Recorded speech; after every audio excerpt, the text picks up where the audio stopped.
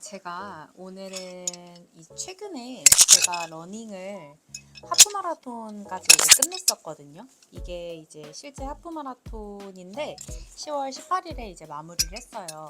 근데 제가 그 러닝을 하면서 이제 느꼈던 것들이 이 영어 공부랑 굉장히 비슷한 점이 많아서 제가 그 내용들을 좀 이제 공유하려고 합니다. 사실 영어 실력이 늘지 않는 이유에 대해서는 좀 여러 가지가 있어요. 근데 제가 오늘은 딱 세 가지만 이제 이야기를 한번 해볼게요. 일단 첫 번째 이유는 지금 현재 나의 레벨과 다른 영어 공부를 하고 있어서 그래요. 예를 들어 시간도 잘 투자하고 있고 그 다음에 규칙적으로도 공부를 하고 있는데 내가 영어 실력이 정체돼 있거나 아니면은 뭔가 늘지 않는다라는 느낌은 간단하게 말해서 예를 들어서 내 영어 실력 레벨이 이 정도를 공부할 수 있는 양이에요. 오프 정도에 대한 프레이저 버브를 이제 익숙하게 익히고 이 액티비티를 하고 뭐 아니면 리더 센텐스 한 다음에 fill in the gaps 정도를 해야 되는 수준에 해당하는 부분이고 이걸 했을 때 좀 어느 정도 도전적이고 재미있다라고 해서 이 부분을 많이 복습하고 좀 꼼꼼하게 다져야 되는데 원살기가 좋다 그래서 무작정 시작을 하는 거예요. 그냥 나의 그거랑 이해도랑 상관없이 원서읽기를 그냥 바로 무작정 들어가서 남들이 좋다고 하니까 그냥 바로 잡고 따라잡는 거예요. 그래서 내가 뭔가 정체돼 있거나 아니면 내가 좀 멈춰있다고 느낄 때는 멈춰서서 내가 생각을 해봐야 돼요. 예를 들어서 이 오프라고 하는 전치사에 아니 혹은 그 부사에 이것들을 내가 정말 그냥 다 이해하고 갔는지 아니면은 얼마나 좀 더 깊게 들여다보면 이 의미가 뭔지 진지하게 고민을 해본 적이 있는지에 대해서 이제 생각을 하면서 좀 천천히 깊게 좀 사고를 하는 그 훈련을 가져야 돼요. 그래서 지금 현재 내가 하고 있는 어떤 재료가 나랑 맞는지를 기준으로 보면 되고요. 두 번째에 대해서 이제 이야기를 해보면 예를 들어서 영어 실력이 늘려면 인풋과 아웃풋이 같이 이제 가줘야 되거든요. 근데 제가 러닝을 이제 말씀을 드릴게요. 러닝을 그냥 1km, 2km, 3km까지 뛰는 건 그냥 막 뛰어도 돼요. 괜찮은데 21km 하프 마라톤을 뛰려면 거의 2시간에 해당하는 시간 동안 그냥 달리기만 해야 되거든요. 근데 저는 처음에 달리기만 그냥 여러 번 많이 하면 되는 줄 알았어요. 그리고 뭐 거리를 늘려서 하면 되는 줄 알았는데 이 달리기는 추진력으로 이루어지는 움직임이기 때문에 결국은 복근, 그러니까 코어의 힘과 근력으로 달리기는 달려지는 거더라고요.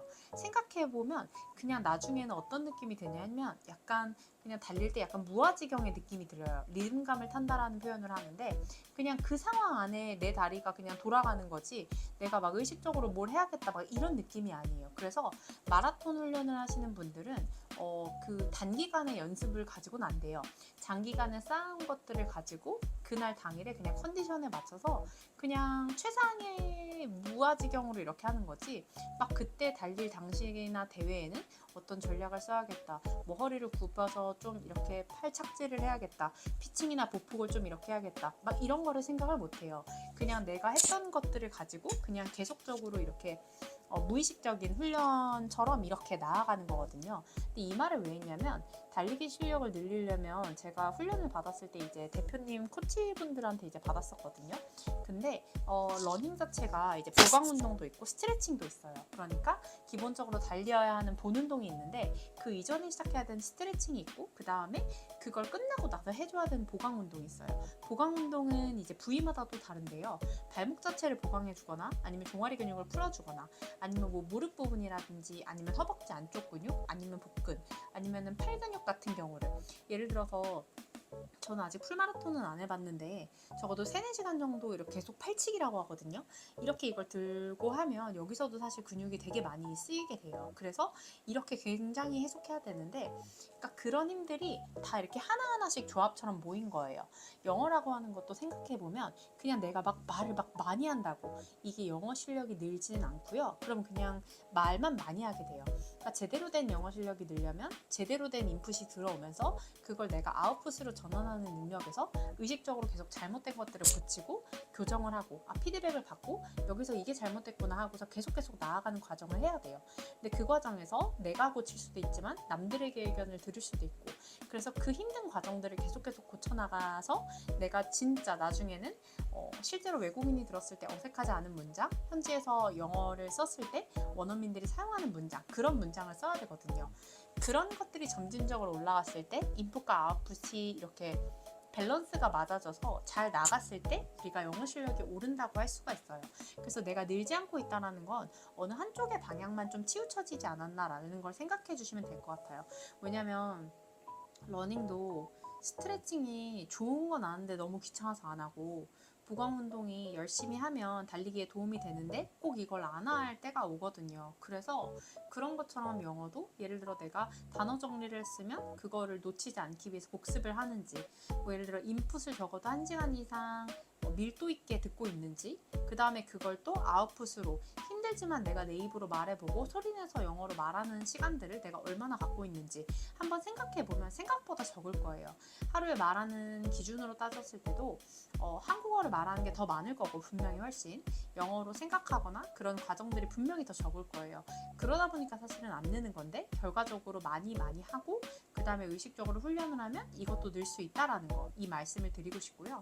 그 다음에 세 번째로 말씀드리고 싶은 거는, 이게 사실 저를 향한 말이기도 한데 적당히 하고 계실 거예요. 그러니까 불안은 한데 손에는 잡아야겠고, 그래서 뭔가를 하고 있긴 한데 이게 약간 재료라든지 아니면 뭔가 이런 것들이 다 지금 정리가 안 돼서 대충은 하는데 뭐 밀도 있게 들어가질 않거나, 아니면 그 다음 단계를 안 해주거나, 아니면 넥스트 스텝을 안 해주거나, 약간 이런 개념이에요. 이게 뭐냐면, 제가 러닝을 5km를 이제 완주했을 때 10km를 어떻게 뛰지 자꾸 이런 생각을 했어요. 근데 10km를 뭐 매번 이렇게 장거리를 하는 게 아니라 주말마다 LSD라 그래서 그 롱 디스턴스 훈련이라고, 그거를 LSD라는 표현을 쓰더라고요. 그래서 그 장거리 훈련을 주말마다 가끔씩 해줘요. 근데 이걸 너무 자주 하면 또 안 좋은 게 무릎이 다치고 무릎이 난리가 나요. 그래서 이거를 다 풀어주고 그 다음에 몸이 견딜 정도까지만 뛰어준 다음에 또다시 이게 적응이 되면 또 몸이 견딜 정도까지만 뛰어주고, 이런 과정들을 반복하거든요. 그래서 예를 들어서 우리 두뇌도 쉬어야 되잖아요. 그렇기 때문에 내가 어느 정도 작업을 하고, 뭐 주말 같은 경우나 일주일에 한 번씩은 뭐 영어 데이를 정해서라든지 이렇게 좀 푹 한번 삶아줄 정도로, 그러니까 완전 몰입해주는 시간들도 필요해요. 그래서 그런 시간들을 사실 주말마다 뒀는지, 뭐 얼마나 내가 그런 것들을 이제 좀 했는지, 이런 것들이 사실 중요하거든요. 그런 관점에 있어서 스터디 이런 것들이 사실은 굉장히 좋을 것 같아서, 지금 생각해보면 뭔가 어느 정도는 좀 이렇게 압도적이어야 되는데 적당히 하는 순간, 그런 것들이 있지 않나, 그런 생각이, 뭐 그 다음에는 여러 가지 이유들이 정말 있겠는데, 어쨌든 이 외국어를 배우는 건 모국어가 아니잖아요. 근데 그렇기 때문에 이제 이 외국어를 배우는 건 어떤 체육 훈련이라든지 음악 훈련이라든지 기술 훈련이라고 생각을 해요. 이 기술을 이제 내가 지속적으로 잘 사용할 수 있도록 하기 위해서는 정말 꾸준히 해야 돼요. 정말 꾸준히 하고, 그 꾸준히 하기 위해서는 내가 좋아할 만한 것들로 계속 반복해서 바꿔주는 것들이 필요해요. 처음엔 미드를 엄청 많이 보고 막 12시간, 14시간 이렇게 보다가 그게 안 맞을 수도 있잖아요.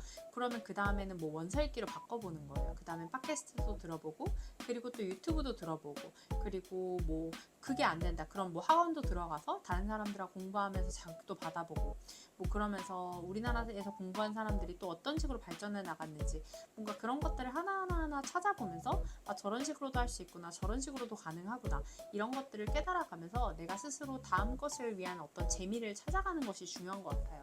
제가 이걸 좀 언제 느꼈냐면, 러닝을 하면서 저는 러닝 마라톤만 생각을 했는데, 이 풀마라톤을 완주하신 분들은 시간 단축도 생각을 하지만 그 다음 퀘스트로 뭐 트레일 러닝, 산을 뛰어다닌다거나, 뭐 아니면은 뭐 하이록스, 뭐 이름 여러 가지가 있는데 제가 지금 기억이 안 나요. 그러니까 다음 퀘스트 이런 식으로 가더라고요. 국내 마라톤, 해외 마라톤. 물론 이런 것들을 도장 깨기 하듯이 해야 된다는 게 중요한 게 아니라요. 내가 어쨌든 그거에 대해서 내가 정한 어떤 부분에 있어서 재미를 찾을 때까지는 적어도 한번 해봐야 된다는 거예요. 생각보다 우리가 이제 그 120살까지 보통 살잖아요. 그러다 보니까 내가 외국어를 했을 때 어떤 배움이라든지 그런 즐거움들을 느끼려면 생각보다 1년 정도는 정말 고통스러울 정도로, 아니면은 좀 내가 좀 열심히 한다 이럴 정도로 좀 푹 삶아 들어가는 게 중요하거든요. 그래서 조금 힘들지만 그런 훈련 과정을 거쳐서 또 열심히 하시다 보면 어느 순간 영어가 좀 이해가 되고, 이해가 되다 보면 또 재밌어져요. 재밌어지면 내 말로 하고 싶고, 그 다음에 의견을 말하고 싶고, 그 다음에 다른 사람의 어려운 말도 들어보고 싶고, 그 다음엔 뉴스가 어떤지, 그 다음에는 또 정말 어려운 말들에 하고 있는 뭐 정치나 시사 이런 말들은 또 어떻게 흘러가는지 그런 것들이 궁금해지거든요. 그래서 그런 세계에 조금씩 한 발 한 발 다가가시면 와, 내가 이전보다 이만큼 성장했네, 이런 느낌이 들면서 조금 더 뿌듯해지실 겁니다. 그래서 오늘도 열심히 하시는 입장에서 이렇게 제가 영상을 찍어봤습니다. 감사합니다.